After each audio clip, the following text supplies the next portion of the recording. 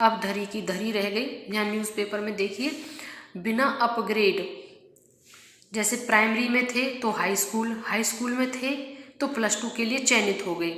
यानी कि मानो पीआरटी पर आप पोस्टेड थे, जिन्होंने टीजीटी का बीपीएससी भरा और वो सिलेक्ट हो गए, तो इस वजह से उनका स्कूल भी चेंज हो गया, क्योंकि पोस्ट लेने के साथ साथ में उन्होंने स्कूल भी चेंज कर लिया जब उन्होंने पोस्ट को अपनी को टीजीटी का लिया।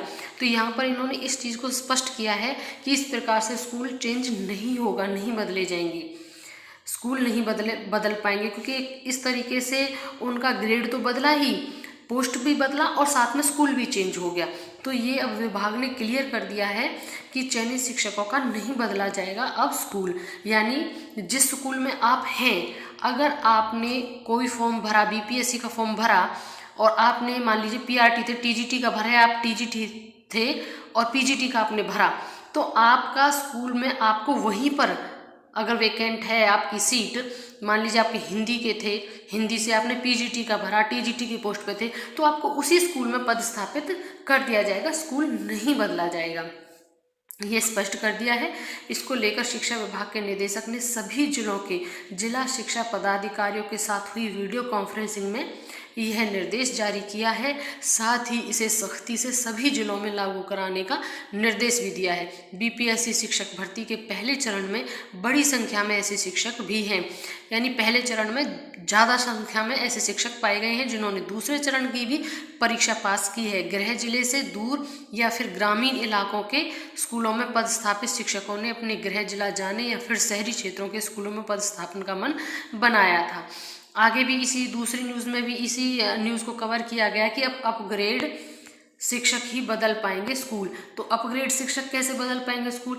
इस तरीके से मान लीजिए जो पीजीटी हैं, पीजीटी यानी कि +1 और +2 की जो क्लासेस को पढ़ाएंगे, तो उनका स्कूल क्यों बदला जाएगा? क्योंकि मान लीजिए उनकी क्लासेस हैं ही नहीं वहाँ पे 11-12 की, तो जहाँ पर क्लासेस हैं वहाँ पर वो जा सकते हैं, क्योंकि इससे हायर का टीचिंग में है नहीं। तो इसलिए उनका जो अपग्रेड हो रहे हैं टीजीटी से जो पीजीटी में बन रहे हैं, क्योंकि टीजीटी हर जगह नहीं होंगे स्कूल जो कि माध्यमिक तक होते हैं, लेकिन उच्च माध्यमिक स्कूल कम होते हैं, तो उच्च माध्यमिक के लिए मिल जाती है।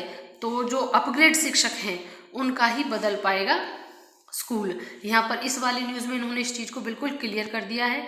जिन्होंने भी दूसरे चरण की परीक्षा पास की, ऐसे में पहले अपने गृह जिले से दूर या फिर ग्रामीण इलाकों के स्कूलों में पदस्थापित शिक्षकों ने अपना गृह जिला जाने या फिर शहरी क्षेत्रों के स्कूलों में पदस्थापन कराने का जो मन बनाया था, इसमें से अधिकांश का अपनी ही कैटेगरी में दोबारा शिक्षक भर्ती के लिए चयन हुआ। ऐसे में ये शिक्षक पहली परीक्षा के आधार पर अलॉट हुए स्कूल में ही बने रहेंगे। यानी कि आप जो अलॉट आपको था स्कूल, आप उसी में बने रहेंगे, उस पर आपकी पोस्ट है, उसी पर आप बने रहेंगे, आपको स्कूल बदलने की ज़रूरत नहीं होगी। और अगर आप ऐसा करना चाहते हैं तो भी आप अब ऐसा नहीं कर पाएंगे। डीओ संजय कुमार ने बताया कि बिना अपग्रेड हुए शिक्षक का पदस्थापन के लिए एनओसी किसी भी सूरत में जारी नहीं करने का निर्देश दिया गया है। यानी आपको एनओसी ही नहीं मिलेगा। एनओसी मतलब होता है नो ऑब्जेक्शन सर्टिफिकेट, तो आपको एनओसी ही नहीं मिलेगा। बिना कैटेगरी अपडेशन के कोई भी स्कूल नहीं छोड़ पाएंगे। उधर डीपीओ स्थापना देवनारायण पंडित ने बताया कि 26 जनवरी के बाद दूसरे चरण से बहाल हुए शिक्षकों को स्कूल का आवंटन कर दिया जाएगा। यहाँ पर ये चीज़ क्लियर है। और यहाँ पर 2 बड़ी और न्यूज़ हैं, जहाँ पर शिक्षकों का थंब वेरिफिकेशन और बीपीएससी शिक्षकों का वेतन जारी, जो लगे थे उनके बीपीएससी शिक्षकों का वेतन जारी होता जा रहा है, ये भी आप सभी को पता होगा। और इसके रिगार्डिंग जो भी अपडेट मुझे मिलेगा मैं तुरंत वीडियो के माध्यम से आपको बताऊंगी। सो प्लीज़ चैनल को जरूर सब्सक्राइब करके रखिएगा।